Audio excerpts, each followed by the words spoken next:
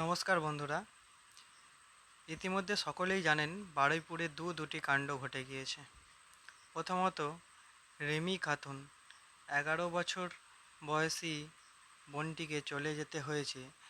তাকে যারা এইভাবে অত্যাচার করে হত্যা করেছে তাদের একজন এনকাউন্টার হয়েছে, আর বাকিদের যেন এমন কঠোরতর শাস্তি দেওয়া হয়, অপরাধ করার আগে অপরাধীরা হাজার নয় 1 কোটিবার ভাবে।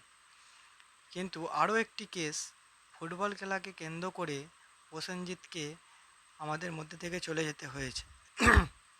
তাকে যারা হত্যা করেছে তাদেরও যেন সকালে জমা বিকালে খরচ করা হয়।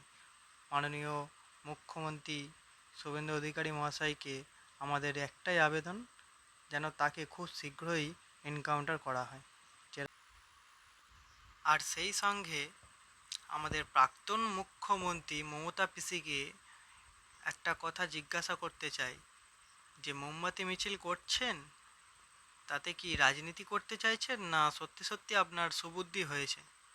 যদি সুবুদ্ধি হয়ে থাকে তো মিডিয়ার সামনে এসে এই কথাটাও স্বীকার করবেন, যেইগুলো আগে বলেছিলেন, নারীরা কেন 8টার পর বেরোবে, কেন ছোট ছোট জামা কাপড় পরবে, সেই কথাগুলো ভুল বলেছিলেন, এটাও স্বীকার করে যাবেন।